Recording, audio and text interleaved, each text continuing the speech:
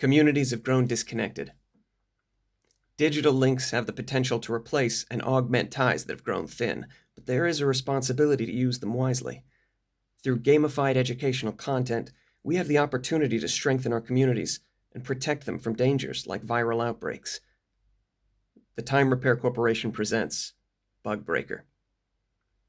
Players jump into a game app in which they start solving puzzles and are confronted with trivia bonus rounds. As they succeed in selecting facts over misinformation, they begin to progress. Competing on leaderboards and in head-to-head challenges, they can use hand-shaped power-ups for a quick boost, and as they progress, they learn more about disease transmission. To reach a key level, they're prompted to bring the phone to a parent, who's given a quick survey to collect some anonymous epidemiographic information, such as how many people are in the household, what percentage are in self-quarantine or are working from home, how many people are at risk.